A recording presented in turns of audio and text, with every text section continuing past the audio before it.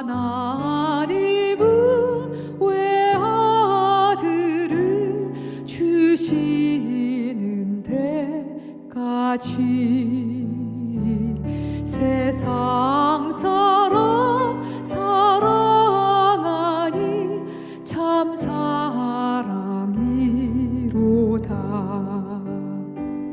하나님은 사랑이라 죄악에 빠졌던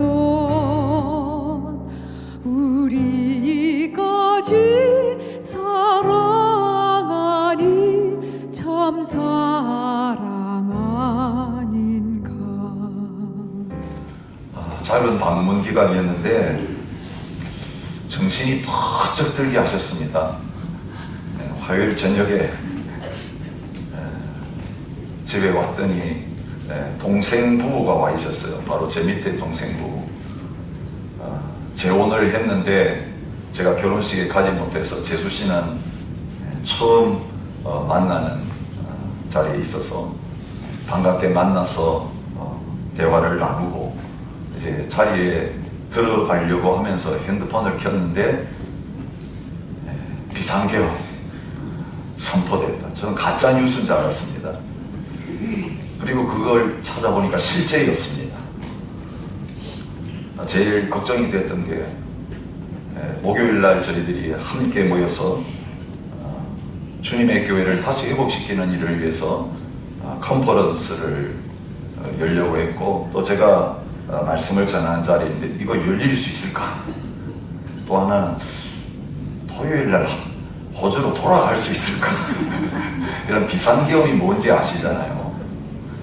45년 전에 비상계엄이 한국에 선포된 적이 있었습니다. 45년 만에 처음 있는 일입니다. 다시 옛날 생각이 확 났습니다. 그때 그 시절이 생각이 났습니다.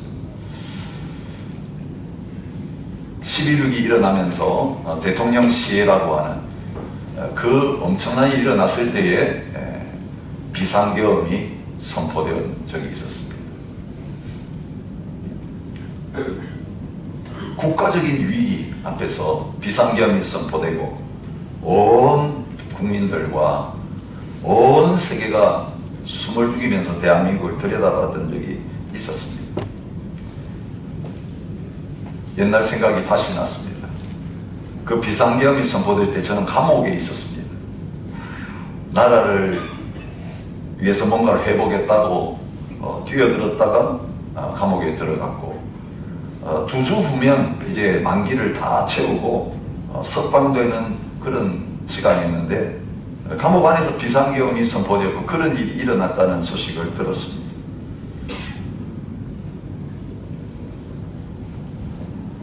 제가 그때는 주님을 잠시 떠나 있었던 시기였어요. 어릴 때부터 신앙생활을 했지만 모태신앙으로 자랐지만 그 당시에 한국 교회가 하나님 앞에 바로 서 있지 못한 그 모습을 보면서 복음 신앙을 포기하고 다른 신학에 사로잡혀서 그렇게 하다가 하나님께서 감옥에 들어가게 하셔서 그 안에서 다시 말씀을 통해서 하나님을 만나, 이런 나를 안 버리시는구나. 나는 등 돌리고 떠났어.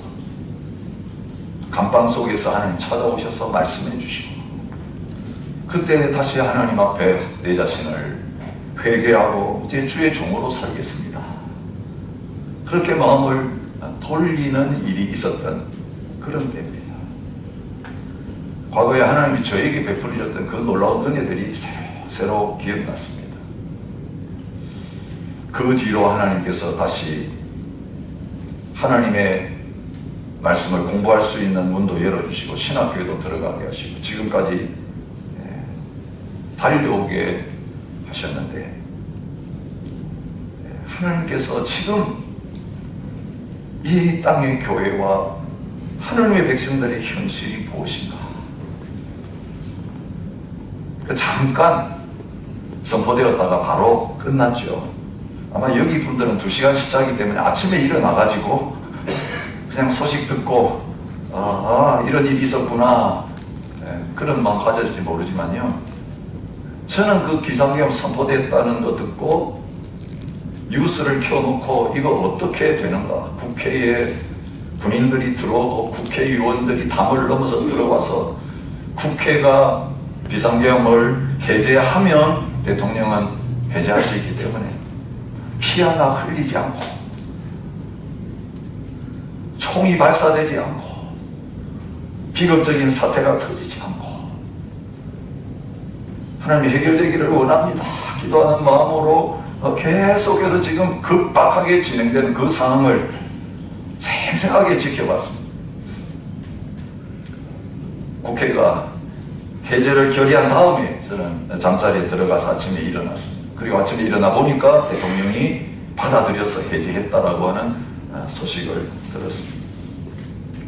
참 일촉즉발의 위기 상황 가운데서 큰 피 흘림 없이 그렇게 끝나게 해주시면서 하나님이 왜 이런 일을 허락하셨을까, 이 중요한 집회를 앞에 두고 저는 하나님께서 비상나팔을 부셨구나, 이런 국가적인 위기 사태를 통해서 비상계엄을 선포하듯이 하나님의 교회와 백성들 향해 차다가 깰 때가 벌써 되었다. 주님께서 나팔을 울리시면서 우리를 경고하시고 나에게로 빨리 돌아오너라 부르시는 그런 음성을 들었습니다. 제 친구가 국회에서 비상계엄을 해제하는데 가장 중요한 역할을 하는 것을 지켜봤습니다. 국회의장이 제 친구입니다. 학생 때 같이 뛰었던 사람입니다.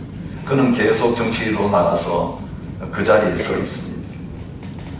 여러분, 그 국회의장이 어떻게 하는가에 따라서 국가의 운명이 좌우되는 그 소중한 자리에서 거기에 수단과 방법을 가리지 않고 달려온 국회의원들과 함께 이 문제를 풀어나가는 것을 보면서 정치적인 위기를 헤쳐나가는 그 결정권을 행사하는 자리보다 더 중요한 일을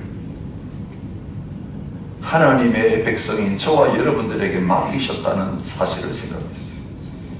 우리가 하나님 앞에서 왕같은 제사장의 사명을 그 자리에서 제대로 감당하느냐 그렇지 않느냐에 따라서 이 세상의 운명이 사느냐 죽느냐 결정되는 그 자리에 세우셨구나. 정신 바짝 차리고 있어야 될 그 자리에서 감당해야 될 그 일을 제대로 감당해야 되겠구나, 그런 마음을 갖게 됐습니다. 그리고 목요일 집회가 이어졌습니다. 저도 말씀을 전하고 또 다른 세 분이 하나님 말씀을 전하면서 사모함 가운데 위기의식을 느끼고 모였던 720여 명의 성도님들과 함께 딴 거 안 했습니다. 찬양하고 말씀 듣고 그 말씀을 붙들고 기도하고 하루가 얼마나 빨리 지나갔는지 모릅니다. 그리고 하나님께서 지금 교회가 끝장난 것처럼 보이는데 에스겔 골짜기에 오래되어서 말라 비뚤어진 피같이 되어서 소망 없는 그 이스라엘 백성과 같은 자리에 있지만은 하나님의 생기가 그 속에 들어가면 하나님의 군대로 다시 일어날 수 있다. 죽은 사해바다에 생수가 들어갔을 때 죽은 바다가 살아있는 바다로 바뀌어지고 그 강가에서 생명나무가 자라면서 열매 맺는 역사들이 일어났던 것처럼 저희들이 하나님 앞에 바로 서면 사명 바로 감당하면 하나님께서 그런 역사를 회복시켜 주시다고 하는 강력한 메시지를 받게 하셨습니다. 여러분, 어디서 시작해야 되느냐? 성도님 한 분 한 분에게서부터 교회 회복이 시작된다는 거예요. 위대한 성도와 위대한 교회를 만들고 위대한 교회가 위대한 성도들을 낳는 일이 있어질 수 있다. 성도라고 하는 그 신분, 그것처럼 고귀하고 존귀한 신분이 없다. 그런데 가장 귀한 신분과 가장 귀한 자리에 세움을 받았어도 그거 헌신자처럼 여기고 이 세상의 영광과 존귀와 부귀가 더 귀한 것으로 생각하면서 뛰어나가면 결국은 하나님의 교회 무너지고 우리에게서조차 제대로 귀하게 여김을 받지 못하는 교회, 그게 세상 사람들이 귀하게 여기게. 우리가 하나님 앞에서 얼마나 좋은 게 앉아있지. 우리가 하나님의 교회 되었다는 것, 성도 되었다는 것이 얼마나 하나님 앞에서 평생 감사하면서 두렵고 떨림으로 벌벌 떨면서 사명 감당하게 될 자리인지, 그것을 하나님께서 확인해 주셨어요. 그리고 오늘 와서 말씀 전합니다. 똑같은 말씀을 오늘 주고 계세요. 이 말씀. 이스라엘 백성들 어떤 자리에 있는 사람들입니까? 온 세계 모든 민족 가운데 내가 너만 알았나니. 우리 묵상, 이번 주에 묵상이잖아요. 그게 과거거든. 다른 민족 많고 잘 사는 민족 많고 강한 민족 많아도 나는 보잘것없는 너희만 안다. 완전히 하나님의 편에서 쫙 살아가고 있는 그 모습을, 그 말씀을 보게 하는 것입니다. 여러분, 부모님들은 학교에 가도 아이들 많이 있어도 딱 보면 누구만 보입니까? 내 자신만 다 보입니다. 사랑하기 때문에. 하나님은 그렇게 해요. 이 세상에 잘난 사람들, 훌륭한 사람들 많아도 나는 너만 안다. 너만 보인다. 나의 관심은 온통 너에게 있다라고 하시면서. 그런데 하나님의 마음은 이런데 자식들의 마음, 나는 너밖에 없다라고 하는데 자식이 있는 저희들에게는 하나님은 안중에도 없고 다른 남편, 다른 아내, 더 멋있고 아름다운 제 마음을 다 뺏기는 자리에 있었습니다. 여러분, 이스라엘 백성들 타락이 어디에서 드러나느냐 하면 예배에서 드러나요. 여러분, 호세아, 아모스는 같은 시대에 같은 백성들에게 주신 말씀인데, 우리가 아모스 바뀌었는데도 호세아의 그 내용이 이어지고 있는 거 여러분 느끼시죠? 그들 예배를 기뻐했다. 5절이 말하고 있어요. 이스라엘 자손들아, 이것이 너희가 기뻐하는 바니라. 여기 기뻐한다는 말은 오늘을 보면 사랑한다는 뜻입니다. 예배 드리기를 너무 좋아하고 예배를 너무너무 사랑하고 그 예배하는 일에 많은 것들을 헌신하고 투자하고 있는 그런 이스라엘 백성의 모습을 보게 됩니다. 너희 기뻐하는 예배 어떤 예배인지 한번 보겠느냐? 여러분, 이 4절 말씀은요, 충격입니다. 그들이 예배하는 장소가 어디였습니까? 베델이었고 길갈이었습니다. 이 두 도시가 계속 나옵니다. 베델, 길갈. 베델은 어디입니까? 야곱이 아버지 배 도망 나가다가 빈 들판에서 돌베개하고 자다가 하나님 만난 자리입니다. 여기에 하나님이 계셨구나. 자다가 일어나가지고 기둥을 세워놓고 기름을 부으면서 이제 이곳의 이름이 베엘이다 바꿨습니다. 루스라는 이름을 베델로 바꿨어요. 베델의 뜻은 뭡니까? 하나님이 집이라는 뜻이죠. 하나님 만났던 장소입니다. 사기꾼 야곱이, 자기밖에 모르던 야곱이, 그런데 형님 사기치고 아버지 사기치고 도망가는 자리에 찾아오신 사람이 하나님을 만나서 이곳이 하나님의 집입니다. 사실은 성지순례해야 될 거룩한 장소, 예배드리기에 가장 좋은 장소. 그래서 그 성지 베델에서 예배를 드렸습니다. 길갈은 어떤 장소입니까? 여호수아서에 보면 이스라엘 백성이 요단강을 건너서 그 요단강에서 집어온 12돌을 그 길갈에다가 세우고 거기서 할례를 받고, 그리고 이 가나안 전쟁을 시작한 교두보와 같은 장소였습니다. 전쟁 끝나면 길갈로 다시 돌아오고, 다시 또 전쟁 얻으면 길갈로 돌아오고. 여러분, 하나님의 역사에 있어서 가장 중요한 일이 일어났던 장소, 그래서 예배 드리기에 합당한 장소예요. 베델과 길갈에서 예배를 드렸는데 어느 정도로 예배를 드렸습니까? 아침마다 희생을 드렸다고 말하고 있습니다.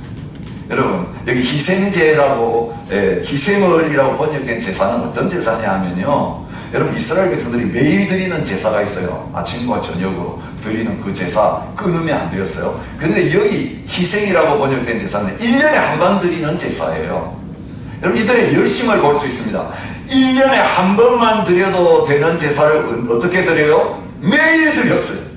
아, 우리는 1년 동안 기다릴 수 없어요. 매일 드릴래요. 여러분, 열심히 몇 배입니까? 365배의 열심을 가지고 예배, 제사 하고 있습니다. 3일마다 11조를 드리며, 여러분, 이스라엘 백성들이 11조는 1년에 한 번 드렸습니다. 농사 다 끝나고. 그리고 이웃을 위해서 돕는 11조 또 드렸어요. 여러분, 성경에 보면 10의 1이 아니에요. 10의 3이에요.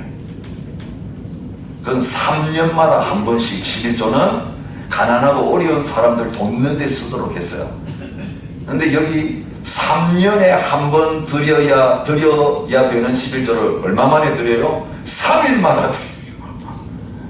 열심히 드시면 예배도 드리고 11조도 3일에 한 번씩 드리고, 뭘 드립니까? 수은제도 드리고 낙헌제도 드리고 감사제사도 드리고 헌신하는 제사도 드리고, 여러분, 갖춰야 될 거 다 갖추고 있습니다.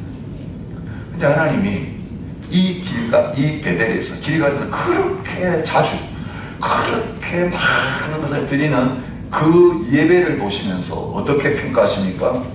너희는 베델에 가서 범죄하며 길갈에 가서 죄를 더하며, 내 앞에서 이렇게 너희가 열심히 드리는 예배가 내 앞에서 죄 짓는 거다. 이렇게 충격이. 제일 중요한 단어가 뭡니까? 5절에 이스라엘 자손들아, 이것이 너희가 기뻐하는 바니라. 여러분, 예배는 누가 기뻐해야 됩니까? 누가 받으셔야 합니까? 하나님이십니다. 내 마음에 기쁜 예배를 드리고 있었습니다. 예배 장소는 어디여야 합니까? 예루살렘이어야 합니다. 베델, 길갈, 아무리 과거에 거룩한 곳이었다 할지라도 하나님은 지방에서 흩어져 가지고 너희 가기 쉬운데 예배드리라고 하지 않았습니다.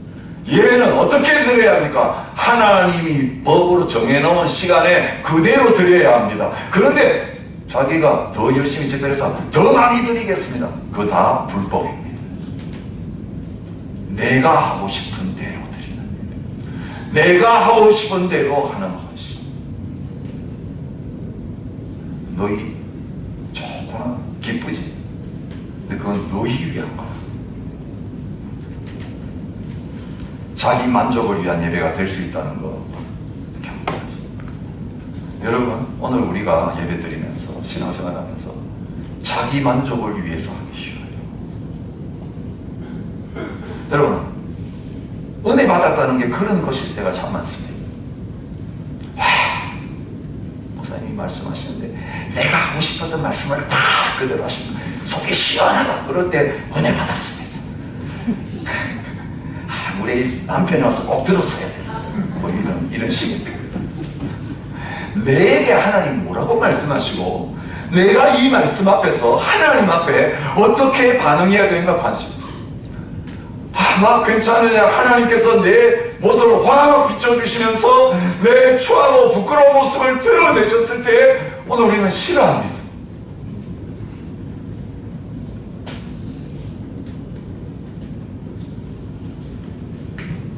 모든 것이 내가 기준이 되어서 그렇게 하고 싶어. 그리고 그게 내 마음대로 되어지면 흡족합니다. 너희가 기뻐하는 예배다.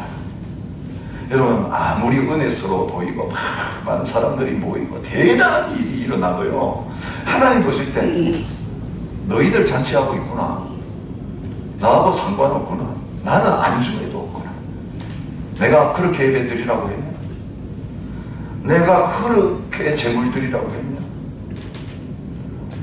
하나님은 영이시니 영과 진리로 예배할지. 몸 예배가 아니고, 이제는 돈 드리는 예배가 아니고, 내 영이, 내 전부가 온전히 하나님 앞에 드려지는 몸으로 산 제사드린 너희가 드려야 될 영적 예배라고 하시는데, 그 적정한 시간에 순서에 따라서 그냥 와가지고 그래도 예배 드렸어 하는 식이. 이스라엘 백성들만 그런 예배를 드렸을까? 종교개혁이 벌써 일어난 지 500년 지났는데 가톨릭만 그런 예배 드렸을까? 오늘 이 땅에서 하나님께서 주일마다 드려지는 예배를 보시면서 저는 이런 평가를 하지 않습니다. 저는 코비드 일어나서 더 이상 예배당 가지 못하고 우리가 모여서 예배 드리지 못한 상황 되었을 때 그런 마음이 미처리게 계속되었어요. 하나님이 예배당 문을 진짜 닫으셨구나. 과인을 그동안 하나님 앞에 주일 안에서 예배 드려왔는데 제대로 하나님 기뻐하시는 예배와 삶을 드렸는데, 여러분 아모스가 강조한 게 뭡니까?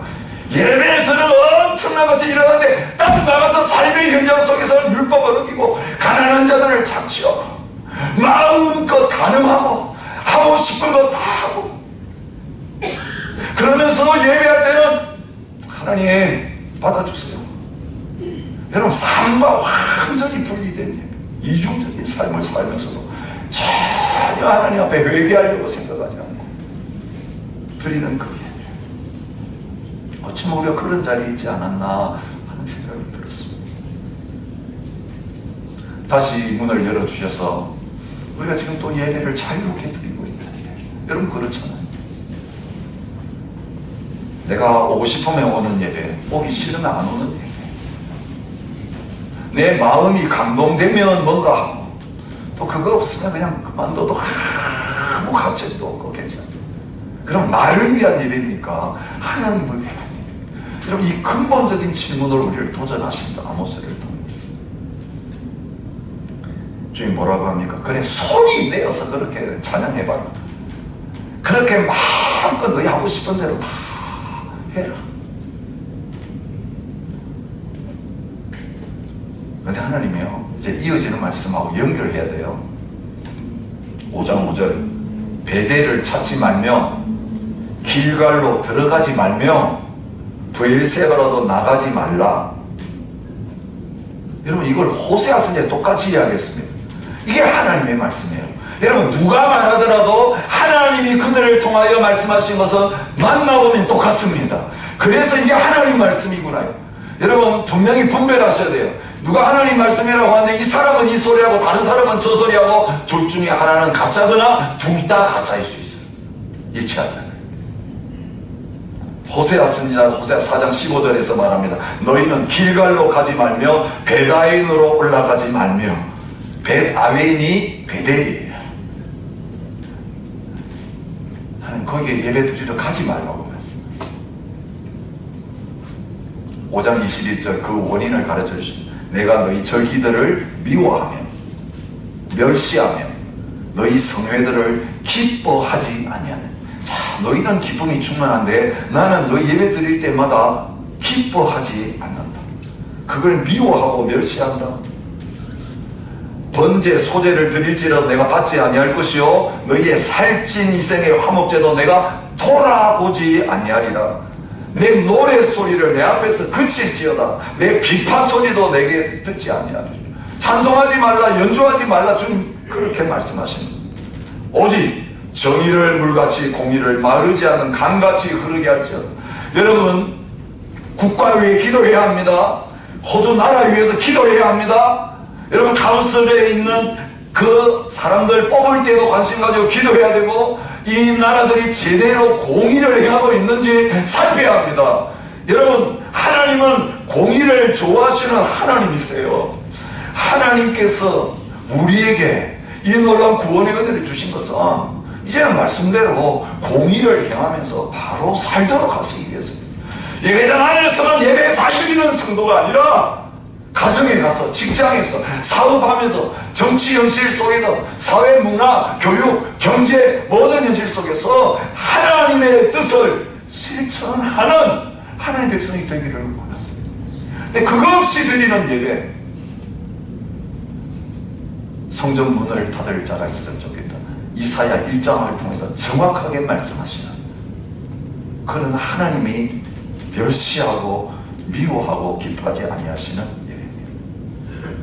제단이 범죄하는 곳이 될 수 있습니다. 오늘 우리가 주의 이름으로 모여서 얼마나 많이 범죄할 수 있는가 하나님께서 깨닫게 하십니다.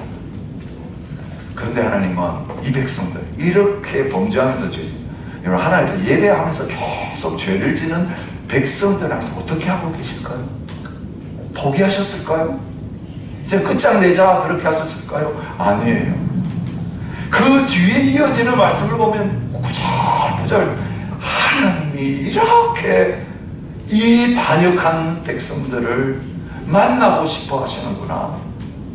여러분 반복해서 계속 나오는 단어가 무엇입니까? 6절, 7절, 9절, 10절, 11절 현상은 다른데 제일 끝에 계속 하시는 말씀이 뭡니까?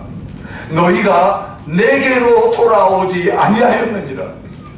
여러분 예배 자리에 왔지만 하나님께로 돌아오지 않을 수 있다는 말이에요. 너희 나한테 내게로 오면 좋겠다. 그런데 하나님께서 그들이 안 오니까 하나님께로 돌아오도록 만들기 위해서 하신 일이 무엇입니까? 재앙을 내리신 것입니다. 여러 가지 재난을 겪게 하십니다. 저는 한국 사회에서 일어난 정치적인 혼돈 역시 하나님께서 교회를 깨우시는 나팔소리라고 했습니다.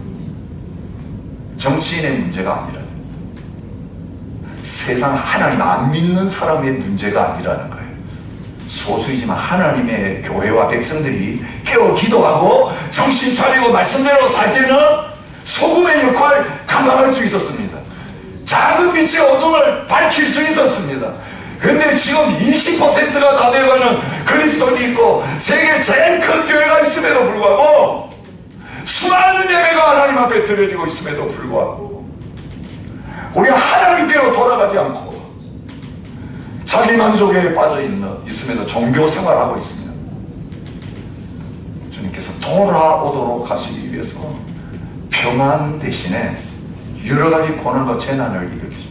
여러분 그 국가적인 면에서도 그럴 뿐만 아니라 우리 개인적인 삶에도 그렇습니다. 어떻게 나팔 소리를 부시면서 내게로 오라 내게로 오라 초청하십니까?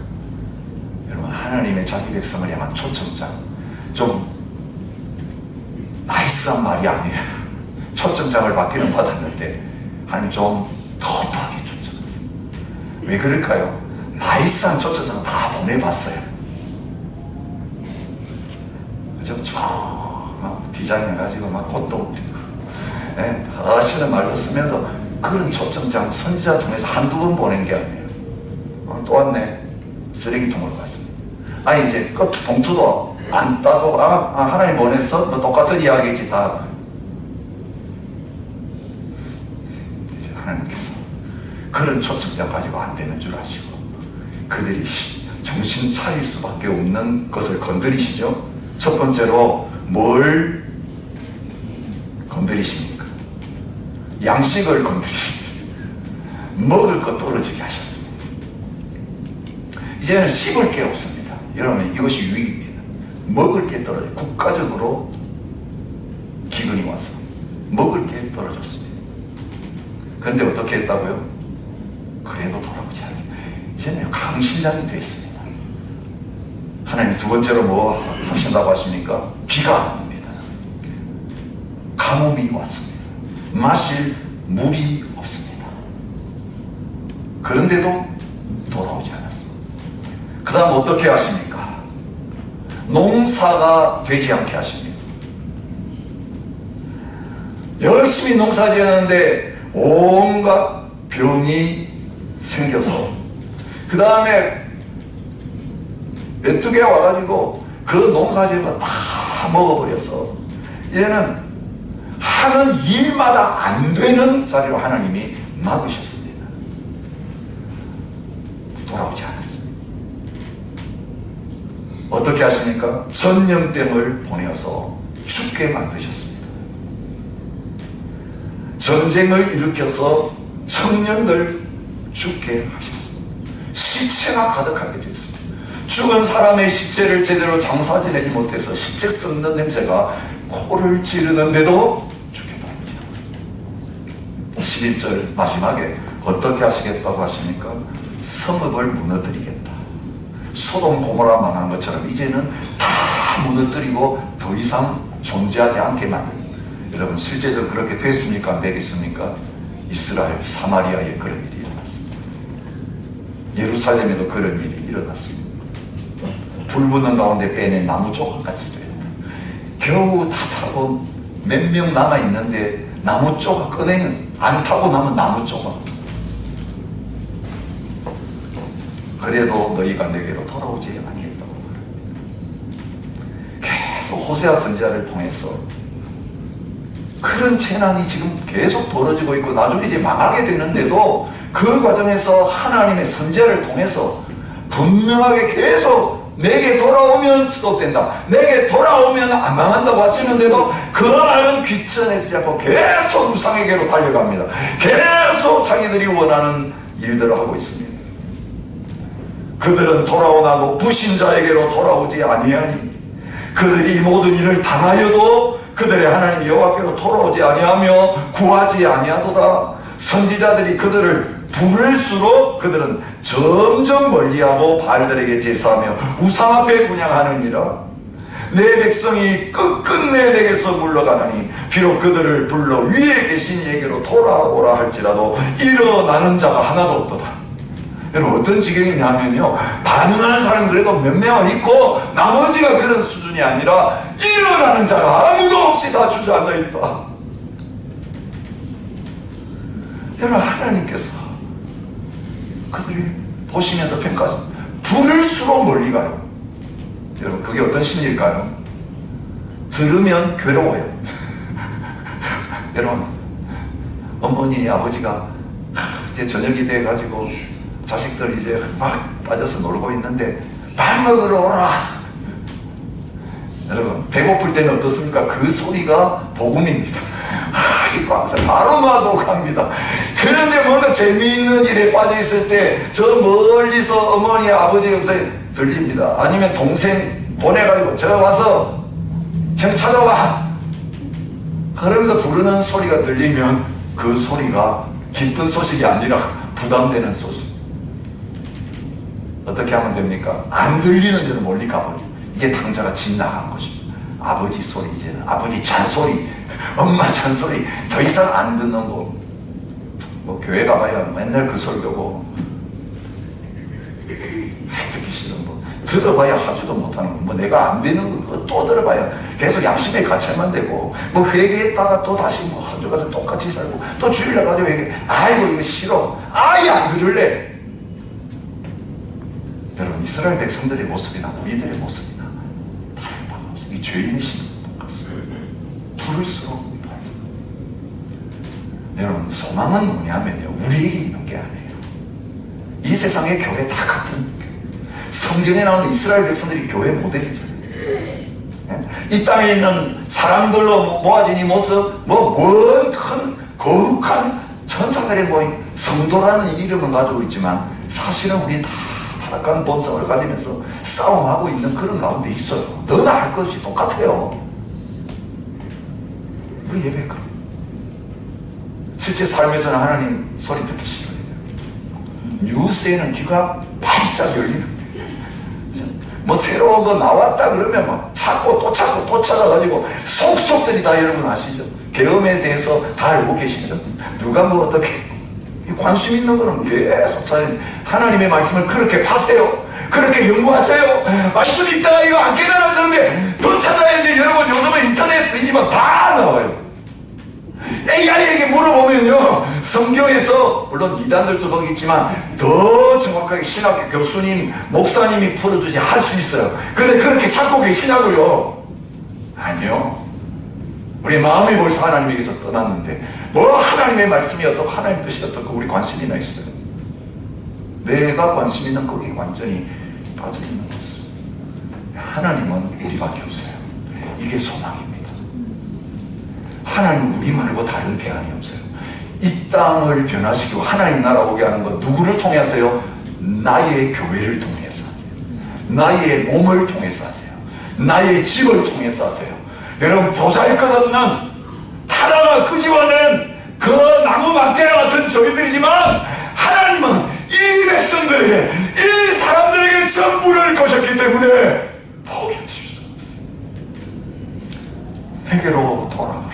그게 살 길이라고 하나님께서 이 신명기에서 가나안 땅 들어가기 전에 하나님 말씀하셨어요. 모든 저주가 너희에게 그대로 임하면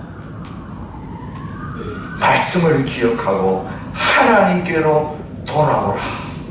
그러면 내가 너희를 회복시켜 주겠다고 선포하셨습니다. 아모스 5장 4절입니다. 여호와께서 이스라엘 족속에게 이와 같이 말씀하시기를 너희는 나를 찾으라. 그리하면 살리라.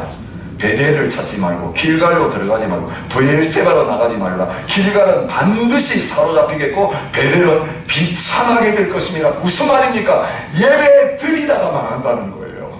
그 예배 드리다가 건물이 무너지고 예배 드리다가 적에게 망하고, 여러분 그 베델과 길갈이 그들을 보호해주는 장소가 안 된다는 거예요. 하나님 보호막을 다 거두셨어요.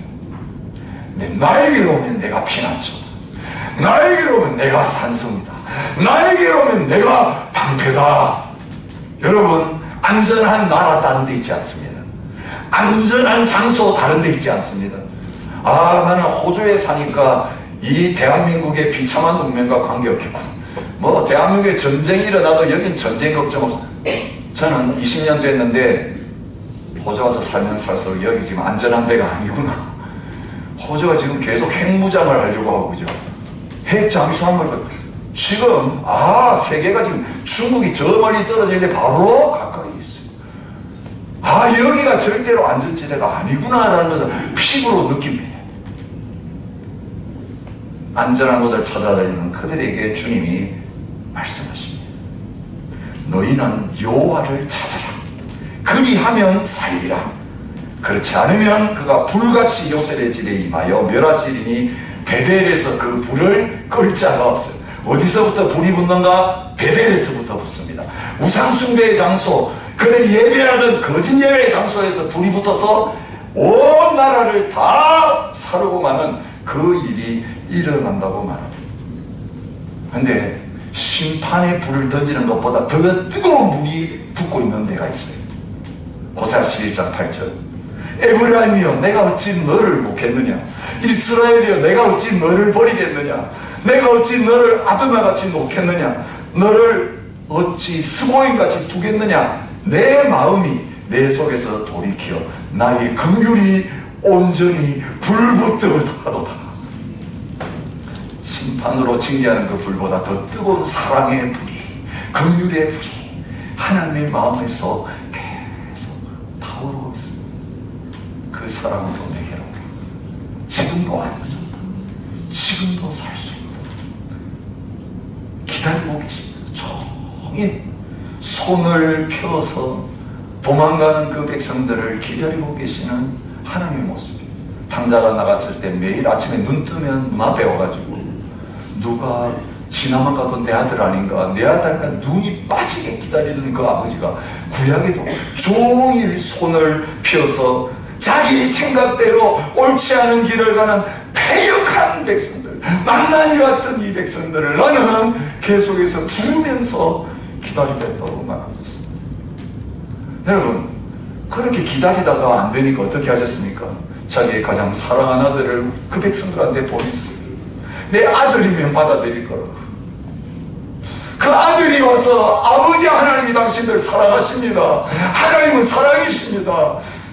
십자가에서 그 죄 하나도 안 지은 예수님이 그 백성들의 죄를, 백신의 죄를 다 대신 지시고 죽어가시면서 하나님이 하나님의 백성들을 이처럼 사랑하셔서 독생자를 주셨어.